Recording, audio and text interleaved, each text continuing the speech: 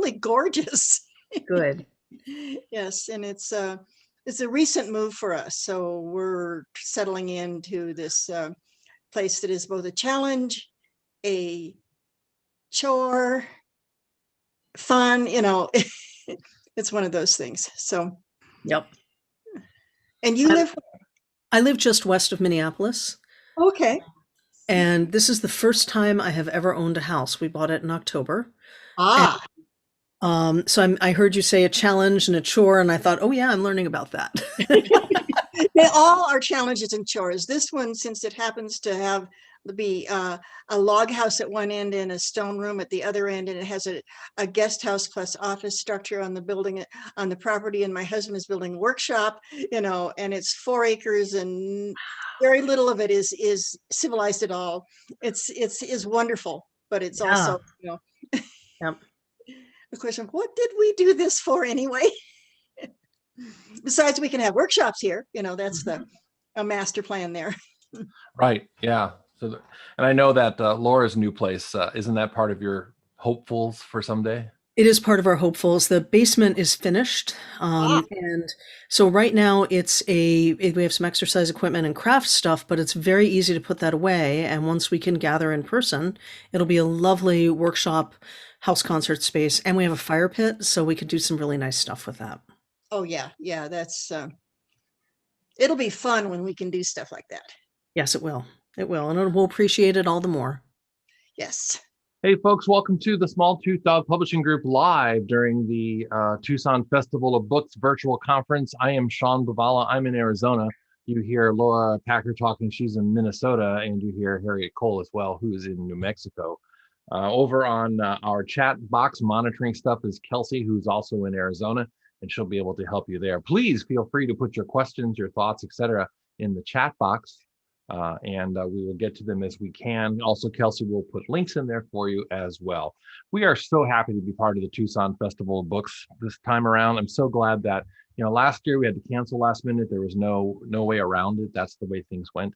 But this year, the really dedicated people, it's volunteers, put together this terrific virtual session, which includes like 96 or 100 author events. And that didn't include those of us in the exhibit space. There's so many of us in the exhibit space also doing live streams. So we're glad that you're able to be part of that. And we're able to be part of that in some small, tiny part.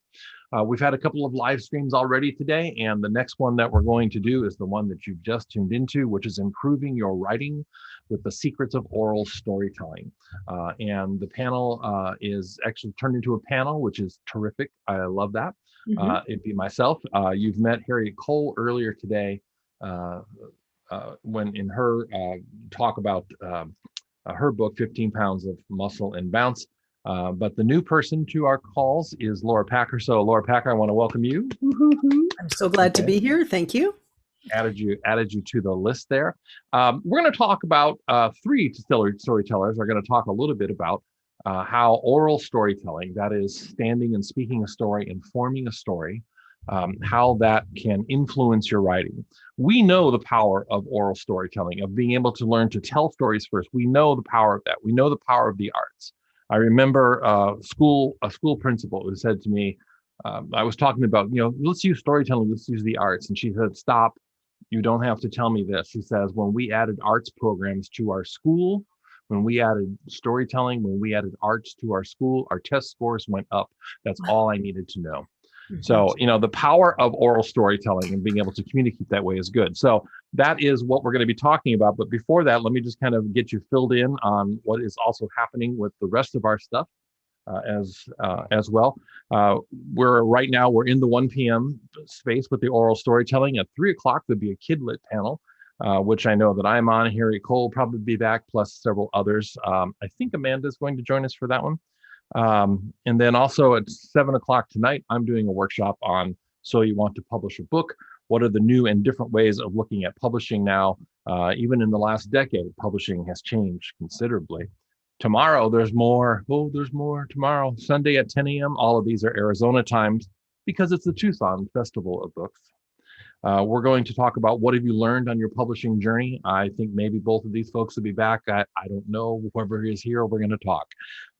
And Sunday at noon, we're going to kind of have a off-the-cuff discussion, talk about why you don't want to write your book first. That if you are doing nonfiction, or if you're doing kids' books or family books, why you might want to think about the steps you should take before you write your book in order to make a better book. And then tomorrow at Sunday, 3 o'clock, Arizona time again, we're going to be talking about some of the upcoming things that we have happening. And I have some sneak peeks at some art of some of the new stuff that we're going to have going on. But you know what? We're here to talk about secrets of oral storytelling, how it applies. And so I'm going to take this thing off. By the way, please put anything you want into the, hello, Nancy from Oregon. Go ahead and put your comments, your questions, etc. in the box. We want to be able to interact with you as we can, but I'm going to turn off this broad, big PowerPoint here so we can talk to real human beings. Look at that. There are some of us on the, some of us all there now. So let me just throw out the couple of subjects I had in mind, dear panel. What I'd like to do first is, Laura, can you give us a brief intro to yourself? I will absolutely talk about the fact that you have a book with us called From Audience to Zeal, the ABCs of Finding, Crafting, and Telling a Great Story. That is Laura's book. You want to find that at audience2zeal.com, or just look in the bookstore at Small Tooth Dog. Harriet's book, by the way, as you may or may not know, is 15 Pounds of Muscle and Bounce and Other Uncomfortable Norse Tales. And my latest book is called The Moon Was Not Happy. And this came directly from a decade of oral storytelling before this book got put together. So that's where that comes from. So having done that, Laura, I'm going to give you a chance to talk more about yourself. So give us a little intro, would you? So my name is Laura Packer, and I've been a storyteller for almost 3 decades. I started out just performing, and from there it grew into teaching workshops, writing, and doing organizational work with organizations, helping them think about their stories and how they use them and how they might use them more effectively.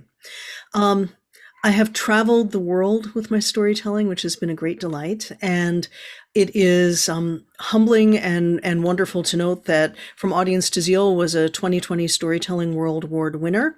And in 2020, I was also inducted into the National Storytelling Network Circle of Excellence. And my background is in folklore and mythology. I've been steeped in stories since I was a child. I have always been a storyteller. I have always been a writer. And it has been one of the great joys of my life to understand and continue understanding the intersection between told story and written story, which is a wonderful, intricate web. And there are many, many ways that told story can help writers become better writers. And I'm excited to have a chance to talk about it. Very good. Harriet, can you give us the 10,000-foot view? Just give us a little background on yourself. A little tiny background. Well, I actually grew up an hour and a half from here in northern New Mexico in Los Alamos, which, if you know where Los Alamos is and what it does, I grew up in a highly scientific family. And when I was about 8 or 9, my aunt, who was unscientific, the only other unscientific member of the family, sent me a Christmas gift. She was a professor of classics at the University of Chicago. She sent me a Christmas gift that I am still showing off in terms of affecting my life. It's the golden treasury of myths and legends. And it has some, we were talking about illustrations earlier. It's got some weird illustrations. I read this thing so many times when I was a kid that when I first was taking storytelling classes at the South Mountain Community College Storytelling Institute, when I heard some of these myths told by other guest speakers or faculty or other students, I saw in my head the pictures from this book. This is how much this book affected me. But it also turned me, I think, along with many twists and turns, into somebody who is deeply connected both to storytelling and to the written word. And I'm relatively new to published written word, although I certainly acquired a lot of rejection slips in the 90s that were the kind that said, "You are a very good writer, but we do not want this." And so, and it wasn't until I found storytelling and just backed off from the written word for about 10 or 15 years that I found my way back. So I too am deeply interested in the connections between the written stuff and the oral stuff, because they are very, very there, and they are an interesting, as I believe you used the word web, I would use the word web of how this works. Yes, good. Thank you. Thank you both. So let me just throw it out there. I think that learning to tell stories and speaking stories out loud, and the discipline it takes to stand in front of an audience, not necessarily read a story, but to tell it, but to see the story and tell it, makes us better with our audiences that we are writing to, helps us to understand our audiences better. So I would just throw out that to the floor at the moment and say, how does oral storytelling make us understand our audiences better? So I actually have a little anecdote I'd like to share. Is that Yeah. okay with you, Harriet? Yep. I don't want to step on Harriet. Okay. So my late husband was also a storyteller. And he came to storytelling because he had wanted to be a writer, and he was writing and writing and writing and writing. And as he would put it, in his words, not mine, all of his writing stank. It was terrible. It wasn't well crafted. It wasn't, the word, it just was awful. And I've read some of it. And as much as I loved and still love that man, I can testify that it was terrible. And then he, not at. yes. So through the course of his graduate studies, he found out about a storytelling conference in the city where he was living, and he went to it. And as he put it, it was life-changing, because he realized the problem with his writing is he had no idea who his audience was. And with storytelling, he was able to begin to write for an audience. So write in ways that would appeal to an audience, that would draw the audience in, that the audience would find compelling. And it completely changed his writing. So after that, his writing vastly improved, to a point where when he was working on his dissertation, which I edited, the writing was good. Thank God, because reading it in the state that it initially had been, his writing would have been unbearable. And it was oral storytelling that helped him become a better writer in many ways, including in his doctoral dissertation. Mm-hmm. So what do you think, what specifically do you think changed for him because he used oral storytelling? I mean, I get the top level of that, but what do you think specifically changed for him? He began to understand who was interested in his work, and understand them as both a collective, look, there are a whole bunch of people reading what I wrote, but as individuals. These individuals are interested in the stories I have to tell. What will appeal to them specifically? So he began to think about his written stories as being as how to make them engaging for the reader, how to make the writing lyrical, which he never would have done had it not been for oral storytelling, how to imagine his audience as he was writing so he could craft it for the kinds of readers that he was hoping to get, rather than just, I hope people like my writing, but these kinds of people are affected by it. And it was transformative for him. Does that help, Sean? Is that the kind of answer? Yeah, I think so. What I want to touch on, though, is I want to touch on the lyrical nature. Mm-hmm. And what that means, because when I started telling this piece, The Moon Was Not Happy, and it's done with all of that, that language in there is very poetic. Mm-hmm. And I know that I changed that language based on who I was telling it for. So when I first created that story, it was for a program that was used with men.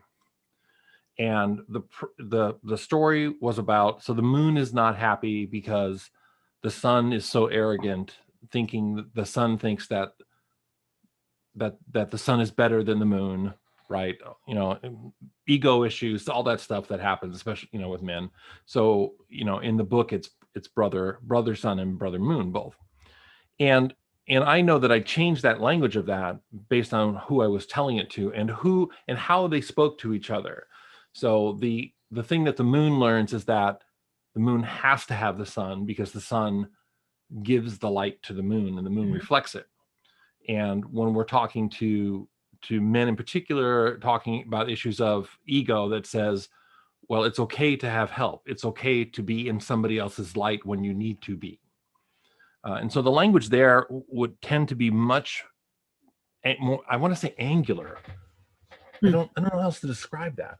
It would be more angular in this description. But then when I was writing it, I was thinking about now who who do I want to have this? And I'm telling you, if I had not been an oral storyteller, in that experience of our stories change based on the language, based on the audience, um, our stories change based on that. I don't think I could have done the work with the book, which is now much more directed to children's audiences, frankly. Really kind of, third, fourth grade type thing. So the lyricism, I think, really makes a difference. Do you find in the writing that you've done, not only for the book here, but I know you've got other stuff coming, do you find the writing that you've done, do you find that you always have that audience in your view, and how does that affect it? Harriet, I'd be interested in your response to that too, since you recently published a book of traditional stories. But I usually have the audience in view. And if I don't have the audience in view, then I ask myself, who am I writing for? My writing, no one's writing is going to appeal to everyone. There are people who love Hemingway. There are people who hate Hemingway. There are people who love Jane Austen. There are people who hate Jane Austen. So no one is going to appeal to everyone. And when I can keep the audience in my mind, my writing is better. And it will change depending on who the audience is. My word choice will change, the sentence length will change, the structure will change, the way I present the ideas will change, whether it's fiction or nonfiction. And I don't think that I would understand how to do that, or that I would have an instinct to do it, were I not an oral storyteller. That has made an enormous difference in my writing. And in fact, in my book with you, Sean, From Audience to Zeal, the writing is at times pretty darn lyrical. And it is that way because of the oral language that I'm drawing upon as I write it. And I think it makes for a different reading experience than some readers may be accustomed to, because it does have the rhythm of orality, whereas written language doesn't always. So, Harriet? Yeah, I actually agree on the audience awareness piece being extremely important, because when the stories that went into 15 Pounds of Muscle and Bounce were stories that I told primarily to 5th, 6th grade and up. And, and they sort of automatically changed their, both how I told them and, what I highlighted, depending on, of course, the feedback I was getting, the unspoken feedback. We all know about that. And so when I sat down to write it, I realized very soon, even before Sean started kind of nudging me in various directions, that I had to have a very clear idea of who I wanted to read the story and enjoy it. And actually, because the idea then was, okay, I want the kids in the upper grades who would rather hear stories about trolls than princesses to be the ones who are attracted to this book. And I was thinking, Sean said, so who are you writing it for? And I said, my grandson, Parker, who is 10 years old. And he said, so when you write, picture Parker. Well, now Parker is now 13 and his little brother is old enough for the book, but that really getting a very focused feeling of these stories are for this kind of kid. And I mean, it happened to be a grandson, but I had a granddaughter some years earlier who would have been the same kind of kid. So that really made it much easier to figure out how to shape it. So it's not more lyrical in this case. It's more energetic than it might otherwise be. Energetic is a great word. Yeah. Yeah, because of the energy that age group and type of listener was giving me, because I started telling it a lot, the stories a lot to that age group, some when I was, working on writing it too. And go ahead, Laura, go ahead. What I was just going to say is that as the stories I tell and the way that I tell influences the language I use in my writing, because I can really picture the audience, so too I have found that what I read will influence my telling. It is very much a mutual process, and I just wanted to acknowledge that. I have been told I'm a fairly literary storyteller, because of the word choices that I use and the ways I structure sentences. But I think that then is again reflected back into my writing. So it becomes this very nice cycle that's really satisfying. Yes, I totally agree with that. And the whole business about the literary oral back and forth aspect of it. And I was thinking as I finished up, before I had this experience of working with these stories, when I wrote for myself.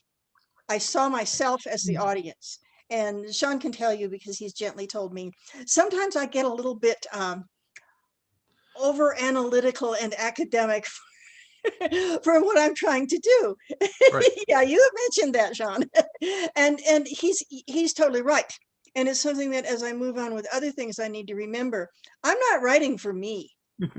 I'm writing for an audience, and it's a specific audience, whether it be 10-year-old boys or whether it be people who love Norse mythology, or whatever it is, adults who love Norse mythology, whatever it is. Then that's a place where I need to put myself more intentional about. Yes.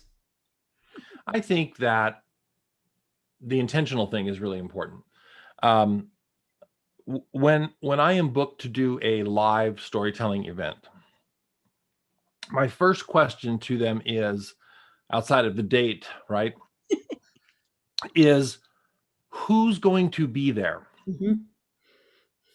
There is a personal mythology that some storytellers and authors carry with them that says, I can communicate to everyone.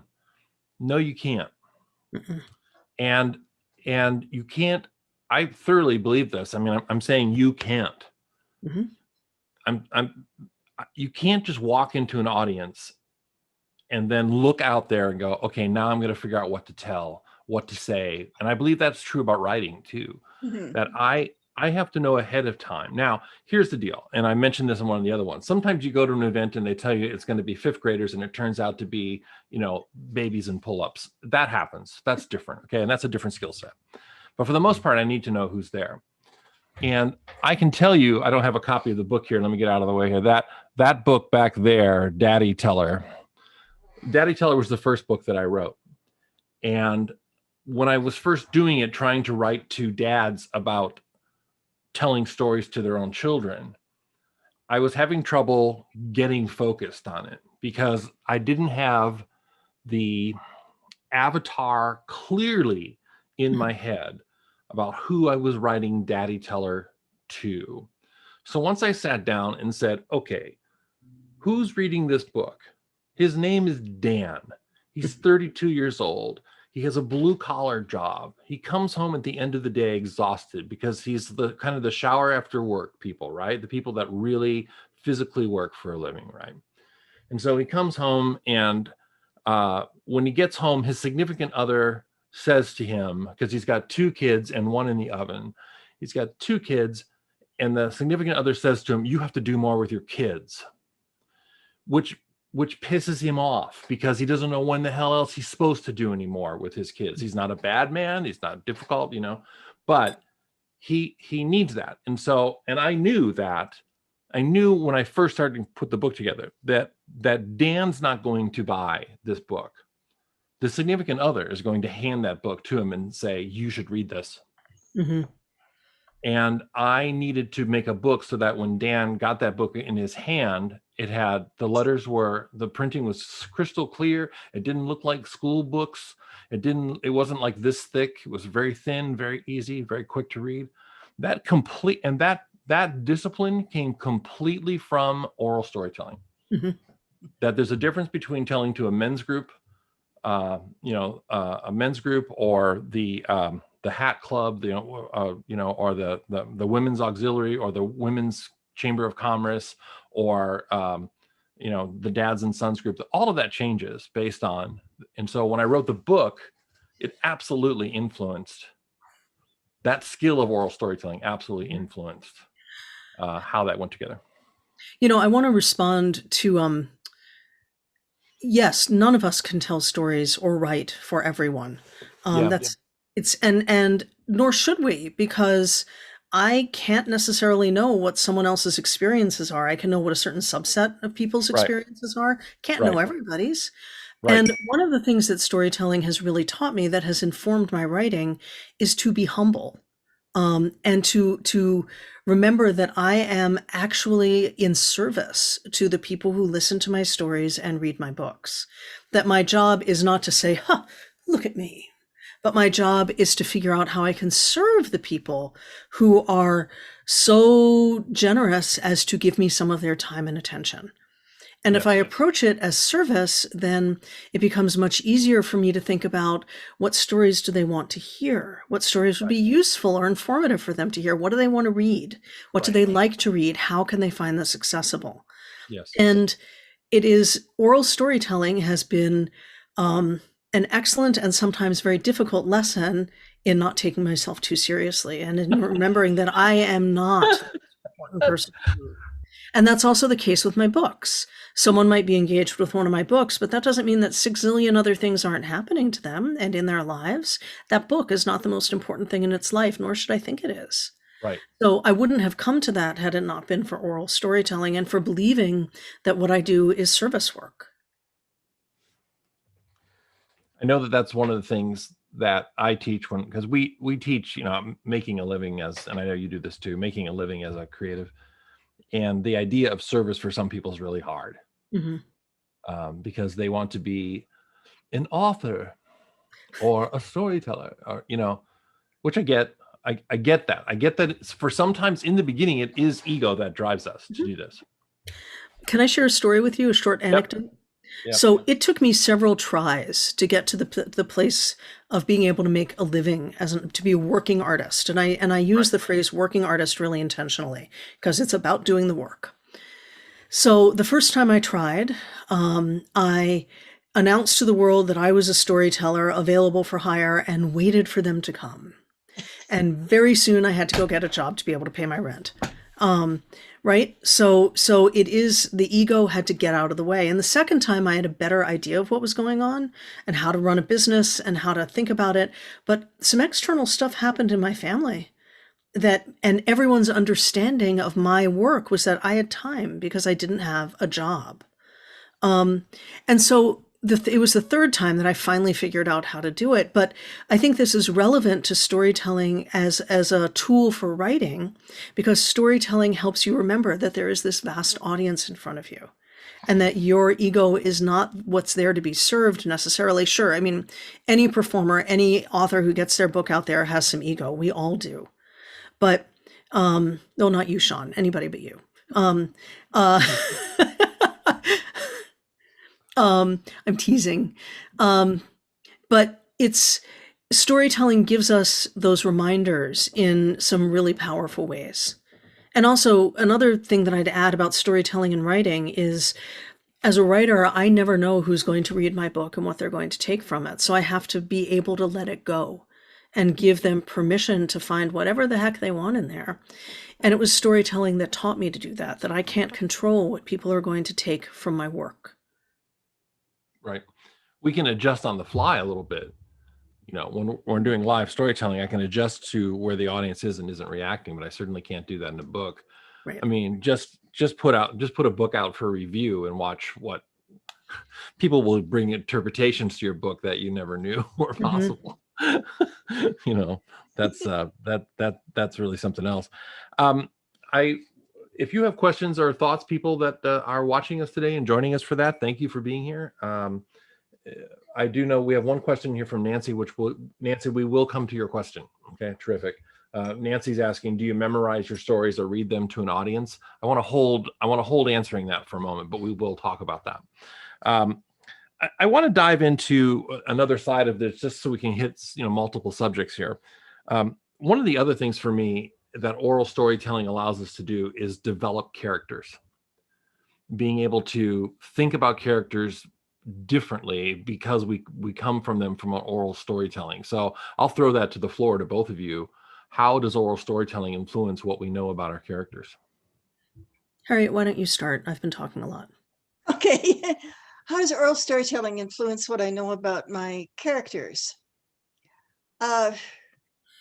Well, in actually oral storytelling, you have to embody the character in some way or another, with your voice, with your gestures, even just with what you're carrying inside you at the moment. You have to embody a character to make it, work really, really well. And you also have to be embodying a bunch of other characters at the same time.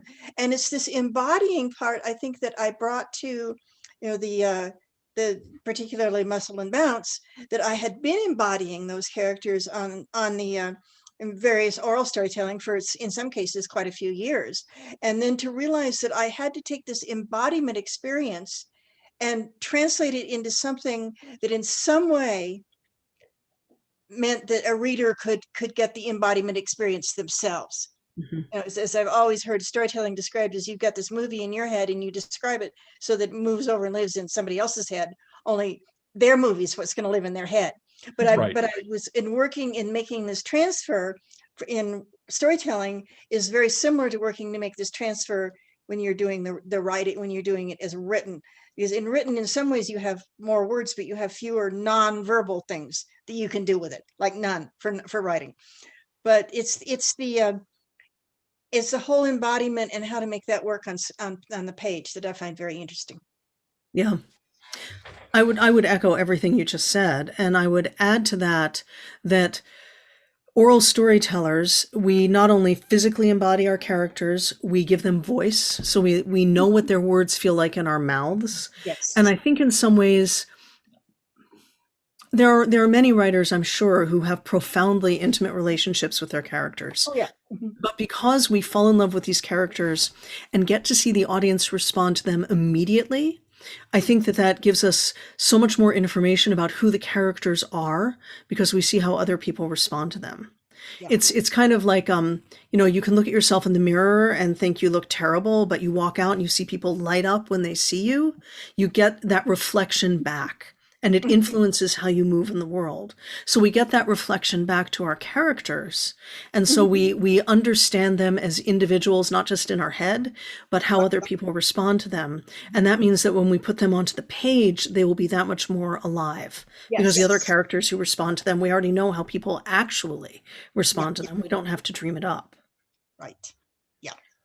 I know that when I, as an oral storytelling, create characters, that I have to think about every aspect of what they're doing in the moment that I'm either speaking about them or they are speaking. And certainly that happens with the moon and the sun in here, because they're two very different characters. They're, because, the moon is dour and angry and speaks short and staccato, So, the coyote howls to me, the tides obey me, but yet the people leave, and then the sun comes along and goes, oh, my brother, the moon, no, you need me. And so there's that whole characterization change. But the first time I really, really understood characterization change was I was telling a version of Cinderella, one of the many zillion versions, but a very typical kind of Joseph Jacobs, Grimm brothers, Cinderella. And so in this, I'm doing it. I can feel it happen in my body at this moment. When the stepmother speaks, me, I'm round shouldered and humped over. That's me. That's my body. But when she speaks, I can feel myself, her position changes, and then her gestures become very short. Pick the peas out of the pot, put them in the pan. And then when things don't work for her, when Cinderella comes back and she says, well, I've done that because, the birds sorted out the bad in the crop, the good in the pot. Right. And so when she comes back and Cinderella says, well, mother, I've finished this, Cinderella comes and says, well, mother, I finished this. But then there's a total characterization change there. And when the mother kind of flicks her fingers and says, it's a thing. I don't stand up in front of the audience and go, look what I'm doing with my hands right now. Right. But rather there's a thing. She just holds them and she flicks them and does that. An actor who was really good at that was in the Stargate series, Don S. Davis, who played the general in the Stargate series. He had the most minutiae behaviors with his fingers that totally define the character. And when I'm writing like this book, when I was rewriting the script for this book, I found myself facially becoming the characters as I was typing stuff out. Yes. And what a powerful tool for writing, to inhabit the characters or let them inhabit you. I have either. I have actually taught workshops around using storytelling to become a better writer. And when I teach it, one of the things that I have the students do, and often they feel really awkward about this, is I have them embody their characters. And then after they've done that for a while, usually introducing themselves or talking about something important to themselves, I then have them write. And I'm having them write throughout, but I can see that their body language is different when they do it. And so as a performing storyteller, I do very much the same thing, Sean. I have characters who are differentiated entirely by slowing the tone of my voice, and that is someone else. And that can be reflected in our writing. The kinds of descriptive language we might use will influence our writing if we know how the characters feel in physical form. And what's more, I'm sorry, may I finish this thought? Yes, yeah, absolutely. Yeah. When I have worked on characters in told stories, I often learn things about the characters that I might not otherwise. I might learn that the character has a wound someplace, or a scar, or a pain, or that when something happens, they flinch, and I might not have known that prior to embodying the character. So even if I'm working on a story that is only going to exist beyond my mind in a written form, I will spend time embodying the character because I'll learn more about them just by being them for a little while. And I'm not trying to suggest this is any kind of dissociative experience.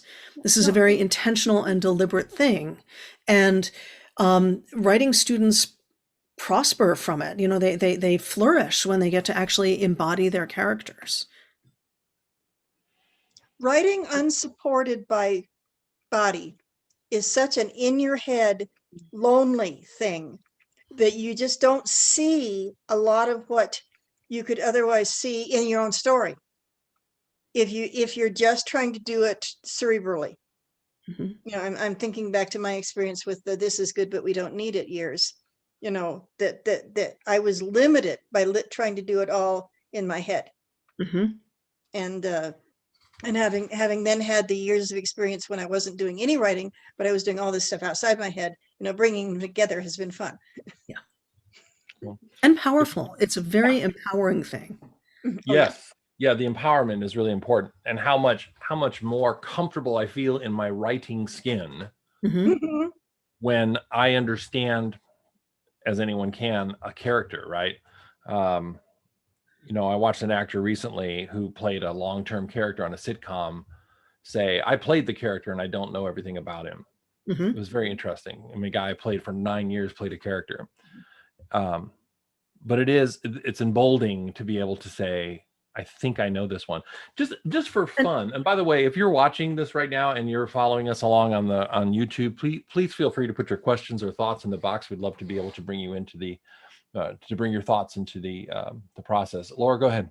Just one last thing to add about this embodiment, and is that as a tool for writing, a storytelling tool for writing, if you are working with kids on writing, letting them embody their characters is an incredibly powerful experience for them, because kids our educational system often beats being embodied out of children.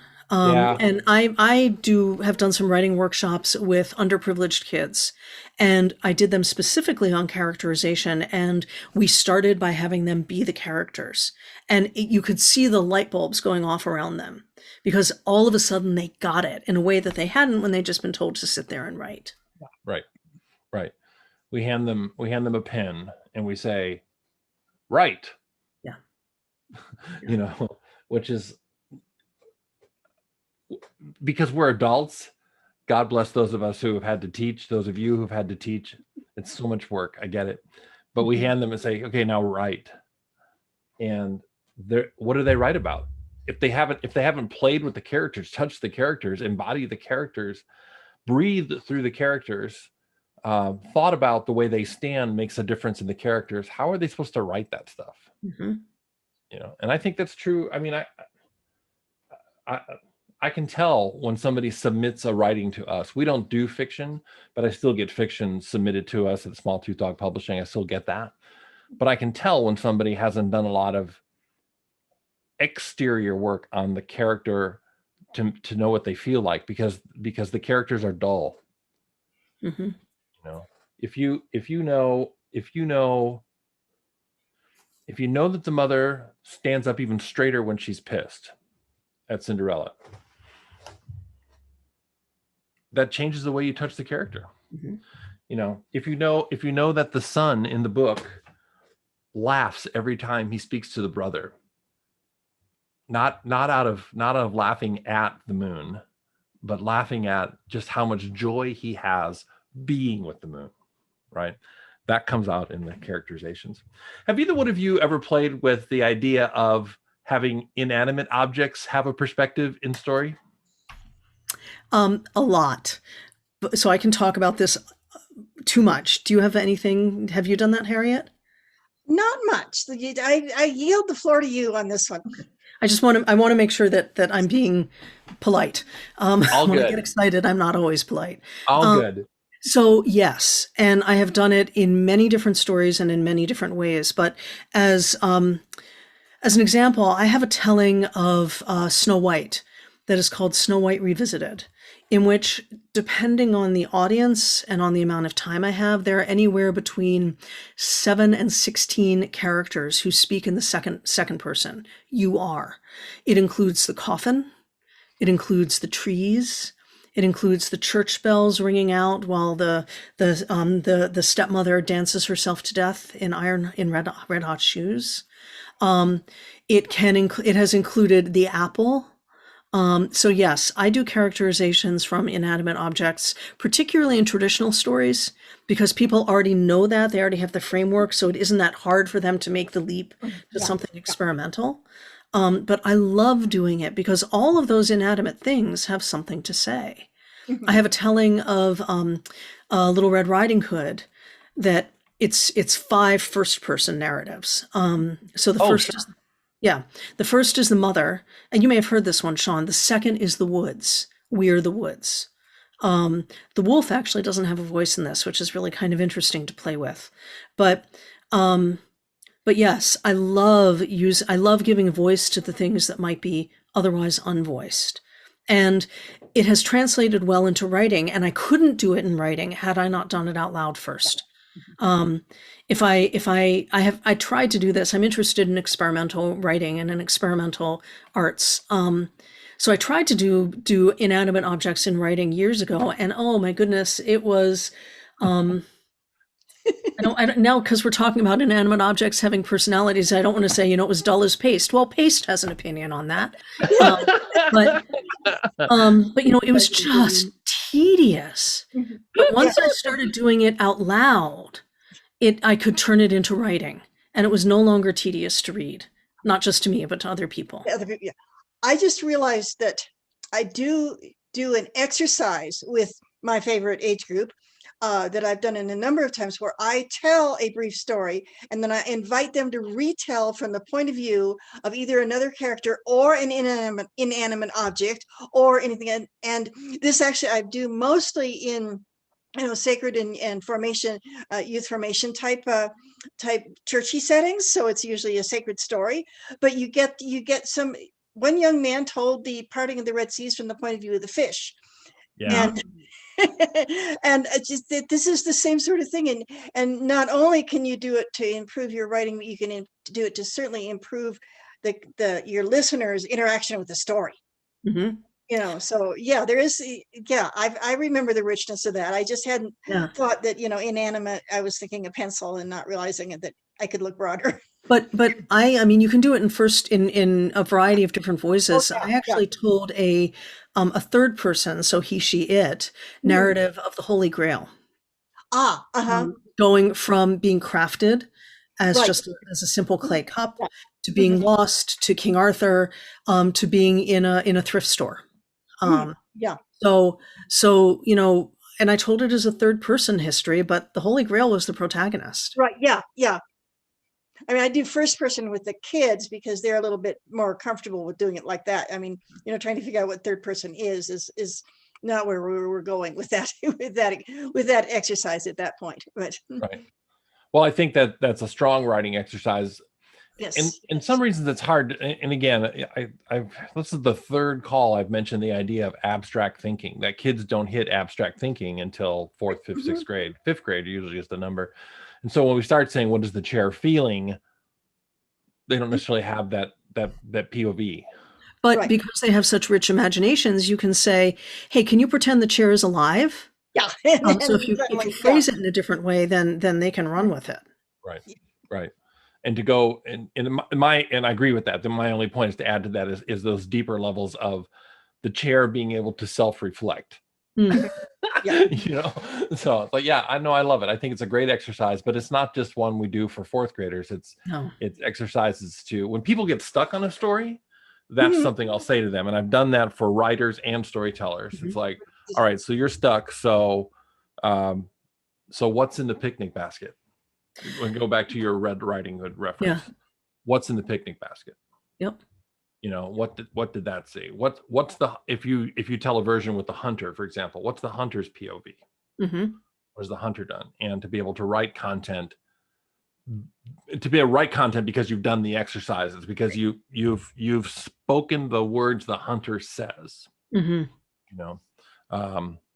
I like to do exercises where I think, how does gender influence that character? If the hunter wasn't, as it is typically presented, male, if the hunter's not male, how does that change the POV of the hunter? Right. What's the change on Little Red Riding Hood if it's little Tom Riding Hood, right? I've actually done Little Red Riding Hood where the wolf is female, and that changes the whole nature of the story. So I do a lot of gender swapping as well. Yeah, I just think there's so much that storytelling brings to the table when you want to write, to put your pen down, put your keyboard away, and just talk through an experience and speak, to learn to speak your story. Which takes us to where I want to talk about some of the questions here. You are watching the live stream from the Small Tooth Dog Publishing Group during the Tucson Festival of Books Virtual Festival 21. Glad you are here. If you have anything to say, pop it in the book. Phyllis has had some interesting comments about having flowers as main characters. Fascinating stuff there. Nancy had a question. Yeah, Nancy has one. Phyllis also said, I have learned things about my life that I never knew just by crafting an oral story. I put myself into that place and suddenly understood it differently. Good. Nancy has a great question. And that answer is, do you memorize this is like a mechanical question about storytelling. Do you memorize your stories or do you read them to an audience? Either one of you take that. Well, first, as a storyteller, I don't read them. They exist in my head. And I like to think that I tell vividly enough that the audience can see whatever pictures arise for them in their own imaginations. There's nothing wrong with reading aloud, with reading a book to someone. That is a great thing to do. But as storytellers, we do it without the book. And that's really great too. But I just want to be clear that if you choose to read aloud, that's lovely. So I do not memorize. In fact, all of my spoken work comes from a kind of improv where I know the structure of the story, and then I can craft it as needed for the audience in front of me. If I can't see the audience, then hopefully I have some idea of who's there and I can change it. But by giving myself the freedom to not memorize, then I can respond to the audience. So if the audience is particularly enjoying a scene where, I'm dancing, I can spend a little more time in it, another sentence or so. If it was memorized, that would become much more difficult. Harriet, anything on that? It's primarily what Laura said, because she said it very well. And it's I think probably all kinds of storytellers are back there agreeing with her totally. I would say for me, I have discovered, even when I'm trying to do just a little bit of poetry or something to slip into a story, that my story creation brain and my memorization brain do not work well together. And if I've got something I have to memorize, even like a little, but it takes up so much comfort space in my head that I can't have fun with the story. So I'm like, no, if I'm going to memorize something, I'll do that for something entirely different than even thinking about it in the story. I've got to give myself the permission to just go it however it's going to go, which is why I don't do long, complicated chain stories very well, because I never can remember what comes next. Right, because you never can work through those. Cool. I do tell some long stories, but I just wanted to add that I do know some storytellers who memorize. And I'm saying this because I don't know who's listening. There are some tellers who tell stories from memory and are exceptional. And I just wanted that to be said.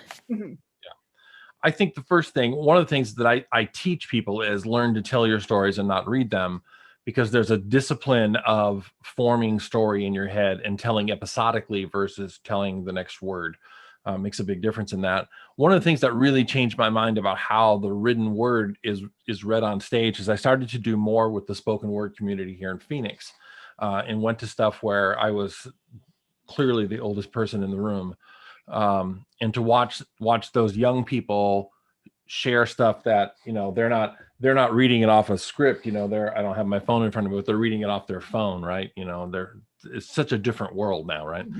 And to see how powerful their work was, even though they had the words. And so the words gave them the having the text in front of them gave them the stability to emote where they needed to. So that was really interesting to me. So in just a moment, I'm going to give you both a chance to wrap up with final comments, but I want to go ahead and do some of the commercials that keep the world moving around here for us at Small Tooth Dog. We'll come back to both of you in a moment. One of them is that if you are new to publishing and you're looking at this right now going, I'm really interested in a book, I think I want to write something, particularly if you're looking at nonfiction books or books for families or children's books, what have you, we would invite you to take a look at us at authortip.com. We'll put that in the chat box here in a moment. Authortip.com will give you a free checklist that helps you kind of talk about, are you ready for publishing? So that's at authortip.com. What that also does is puts you into our email system so that we can stay in contact with you with new trainings, new support, etc. Once or twice a week, we send you an email, kind of help you just stay in touch with this. That's where you start your journey. If you're looking at a journey with us, authortip.com is the place to do that. Also, our program is Author, Speaker, Healer, Teacher. If you're really looking at how do you dive differently into your work as an author, what is the levels of impact you can have, we invite you to take a look at speaker100.com, speaker100.com, and there is a 22-minute video in there, a masterclass that teaches you some stuff as well. So that's at speaker100.com. And the last thing I want to tell you about is this. Yay! This is, we're doing a t-shirt giveaway, and this is the work done by Michelle Buvala, who also happens to be the owner of Small Tooth Dog. There's a whole story about this type of art that she's doing, but these are hand-printed linocut shirts. This is the burrowing owl, which is a version of the owl for the Tucson Festival of Books. If you would like to be entered into a drawing to receive one of these, we'll pull out 6 names tomorrow night. You go to smalltoothdog.com/drawing, smalltoothdog.com/drawing. And I'm sure that Kelsey will stick that in the box here in just a moment. smalltoothdog.com/drawing. If you'd like to be entered in that, you only need to enter once. We pull all the names tomorrow at 7:00-ish Arizona time from there. So Laura, where are you at? Where can people find you? So you can find me at laurapacker.com, LauraPacker.com. That's my main website, and there you can sign up for my newsletter, which is once or twice a month, and get other information about the work I'm doing. You can also find me on Patreon, Patreon, patreon.com/LauraPacker, which is my story subscription service, where for as little as $3 a month, you get essays, meetups, a little more, you get stories and signed books and coaching, and the satisfaction of knowing you are helping to support an artist in the world. So laurapacker.com and patreon.com/laurapacker. Terrific. Harriet, where are we finding you these days? Primarily on Facebook currently, though I've got some other things I'm putting together, but right now Facebook is the most reliable way to get in touch with me. And from there, I can aim you in the directions that you might want to go. So right now, just let's find me on Facebook. Terrific. Good. So both of you, do you have any last minute thoughts on our subject today before we conclude? Harriet? I don't think I had really intentionally thought about these relationships for a long time, or, so it was really fun to revisit this. Oh yeah, this is what I'm doing, and this is how it's affected. Because I was always, before this, I'd been looking at it from the other direction as a writer who turned away from writing and spent many happy years as a storyteller, and has just started to go back and looking at the way I see it now and the way I saw writing as an art all those years ago. And the change has been incredible. Sean, that list of questions for authors that you had us look at, 90% of that was speaking to the way I used to see being a writer, as this high-strung artistic type of thing. And now it's like, okay, there's a number of ways to get that story out, and sometimes this works and sometimes that works, which Right. is a much more relaxed way to look at doing your art. Cool. So what I would add is, Sean, thank you for inviting me to participate here. Harriet, it's been lovely getting to hear you. And for anyone listening, give yourself permission to play. Experiment with spoken word, experiment with storytelling, and experiment with your writing. Because the only way you will learn how to do this successfully, the only way you'll get better, is by doing it. And if you're not good now, you will be later. So be gentle with yourself, play, and have fun. Excellent. Thank you both for that. We're going to wrap up here. I want to thank everyone who's been part of this today. So Laura Packer, in her book, From Audience to Zeal, The ABCs of Finding, Crafting, and Telling a Great Story, at your local indie bookstore, or you can get it online with us at smalltoothdog.com. Harriet Cole's book, which is 15 Pounds of Muscle and Bounce and Other Uncomfortable Norse Tales. Same deal at your local indie store. You can find it online. You can buy it from us directly at smalltoothdog.com. And then my book, my most recent book is The Moon Was Not Happy, which actually we ended up doing it bilingually. This book went from, we're just going to make a cute little book, to this huge project. So anyway, that's done. And that art was done by Doris Pollard out of Florida. And she did just a terrific job on that book. So we invite you to look at that, all those same places as well, smalltoothdog.com.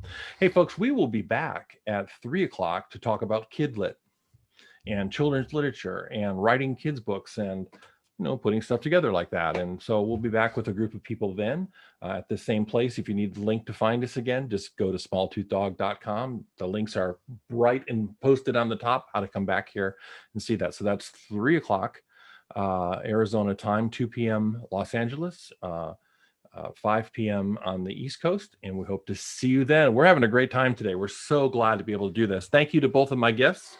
Our guests, the people on here. And so if the guests would hang on for a second, I'm going to conclude the YouTube and I'll talk to both of you in just a moment. Okay. Thanks, folks. Thanks for being with us. We'll see you in just about an hour. Okay. Bye.